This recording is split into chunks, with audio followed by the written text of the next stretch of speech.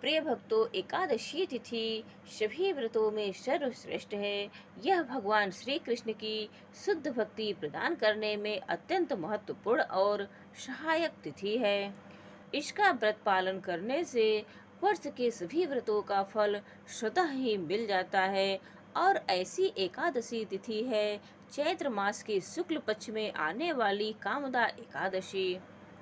यह एकादशी अपने नाम के अनुसार ही मनुष्य की समस्त कामनाओं की पूर्ति करती है।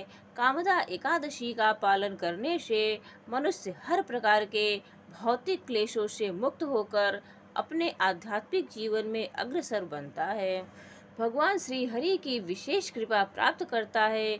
तो आइए ऐसी ही परम पवित्र और मंगलकारी पावन एकादशी के उपलक्ष्य में हम एक पौराणिक कथा का श्रवण करते हैं, जिसका ध्यान पूर्वक श्रवण करने से हम आने वाली एकादशी तिथि और व्रत के लिए अपनी मानसिक और शारीरिक चेतना को तैयार कर सकते हैं। तो चलिए आज की कथा आरंभ करते हैं। यह एकादशी अपने नाम को चरितार्थ करती है, यानी वह उसके पालन करने वालों की सभी मनोकामनाएं पूर्ण करती है। लेकिन इस एकादशी की दो विशेष बातें भी हैं। पहली तो यह कि यह हिंदू नववर्ष की सबसे पहली एकादशी है, और दूसरी यह कि इस एकादशी के अगले दिन यानी द्वादशी पर एक विशेष पर्व आता है, जिसे दमनक आरोपण द्वादशी के नाम से जाना जाता है। और उसके पीछे का इतिहास क्या है, तो आइए इस कामदा एकादशी के उपलक्ष्य में हम इस इतिहास की भगवान श्री जगन्नाथ जी से जुड़ी हुई एक विशेष लीला का श्रवण करते हैं। यह बात है अनेक वर्ष पूर्व की, जब जगन्नाथपुरी धाम में एक राजा राज्य करते थे। वे भगवान जगन्नाथ के बड़े भक्त थे। अब एक दिन ऐसा हुआ कि सुबह सुबह पुजारी ने जगन्नाथ जी के गर्भगृह के द्वार खोले, तो उन्हें जगन्नाथ जी का एक वस्त्र नीचे गिरा हुआ मिला। और यह देखकर वे अत्यंत प्रसन्न हो गए, क्योंकि यह शुभ संकेत था। तो बस सभी पुजारी प्रसन्न होते हुए जगन्नाथ जी के इस वस्त्र की भेंट राजा को देने के लिए उत्साह पूर्वक राजा के पास पहुँचे। वहां जाकर देखा तो प्रातः काल में राजा चौसर खेल रहे थे।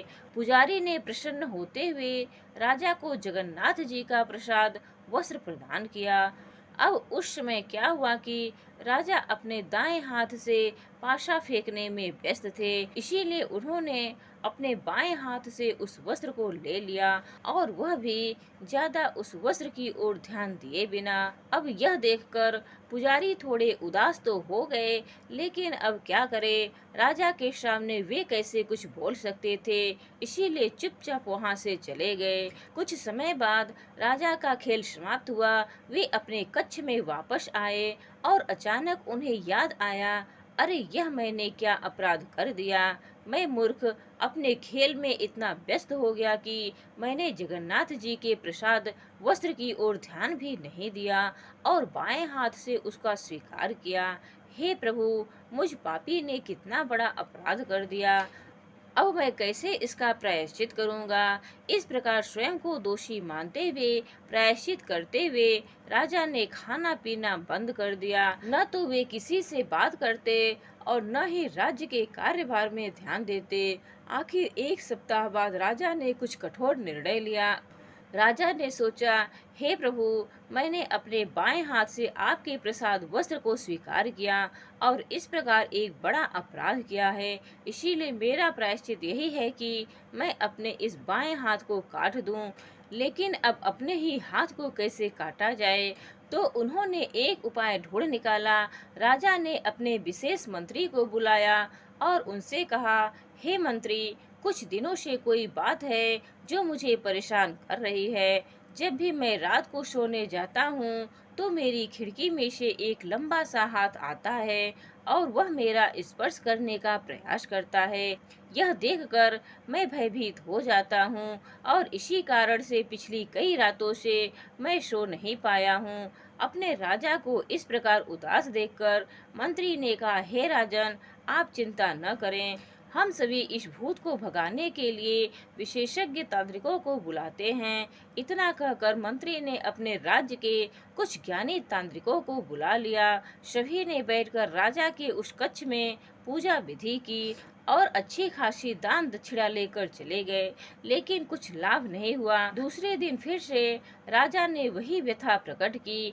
फिर मंत्री ने निर्णय लिया कि आज रात वह स्वयं राजा के कक्ष में रहेंगे और उस हाथ को काट डालेंगे। रात होते ही मंत्री राजा के कक्ष में पहरा देने गए और राजा को किसी और कक्ष में भेज दिया। मध्य रात्रि हुई, खिड़की में से एक हाथ आया और उसे देखते ही मंत्री ने अपनी तलवार से उसे काट डाला। अगले दिन सुबह प्रसन्न होता हुआ मंत्री उस कटे हुए हाथ को लेकर राजा के पास गया और उसे यह शुभ समाचार देते हुए रात्रि की संपूर्ण घटना कह सुनाई। राजा ने भी मंत्री की प्रशंसा की और उसे पारितोषिक प्रदान किया। इतने में मंत्री ने देखा कि अरे यह क्या, राजा का बायां हाथ कटा हुआ है। कहीं इसका अर्थ यह तो नहीं कि रात्रि में उसने जो हाथ काटा था वह और किसी का नहीं अपितु स्वयं राजा का था। यह सोचकर उस मंत्री के पैरों तले से जमीन खिसक गई।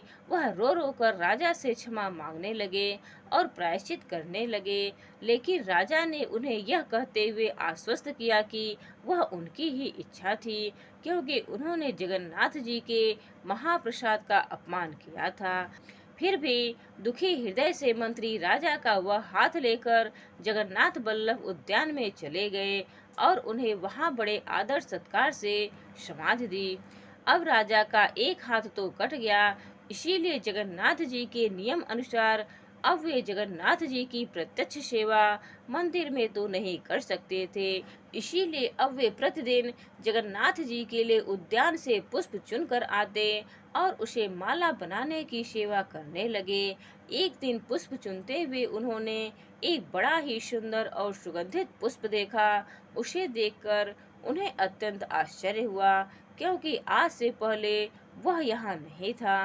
राजा ने इसके विषय में वहाँ के माली से पूछा, लेकिन उसे भी इस पुष्प के बारे में कोई जानकारी नहीं थी। राजा ने माली से कहा कि इस पुष्प वाले पौधे का विशेष ध्यान रखा जाए, और यह कहकर राजा चले गए। अब अगले दिन जब वे इस स्थान पर आए तो उस पौधे से कुछ पुष्प तोड़े गए थे। यह देखकर राजा अत्यंत क्रोधित हो गए। आखिर उनके मना करने के बाद भी किसने यह पुष्प तोड़ने की हिम्मत की।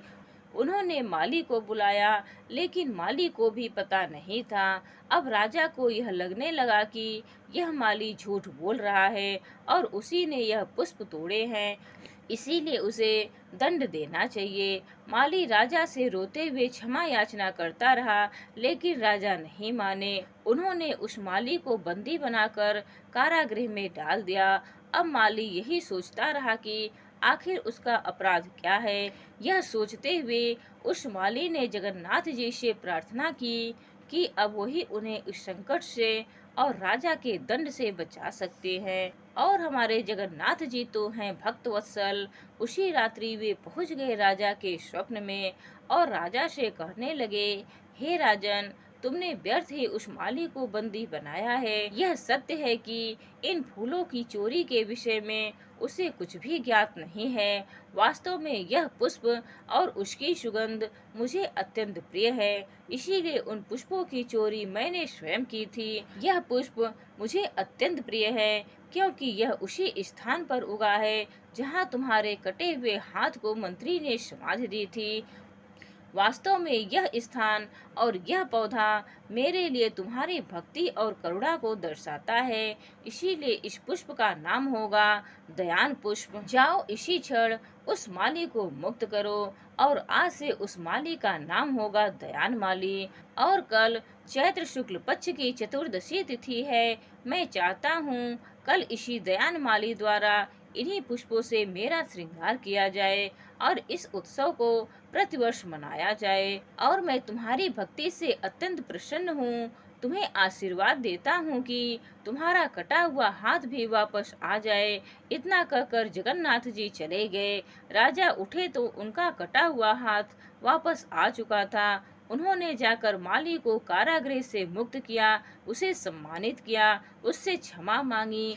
तो यही कारण है कि चैत्र मास के शुक्ल पक्ष की त्रयोदशी और चतुर्दशी तिथि पर प्रत्येक वर्ष जगन्नाथ जी को इन्हीं दयान पुष्पों और उसके पत्तों से विशेष श्रृंगार किया जाता है। और इस बार यह पर्व आ रहा है एकादशी के ठीक अगले दिन, यानी द्वादशी पर। तो यह थी इस कामदा एकादशी के उपलक्ष्य में एक विशेष कथा। जय श्री कृष्णा। राधे राधे।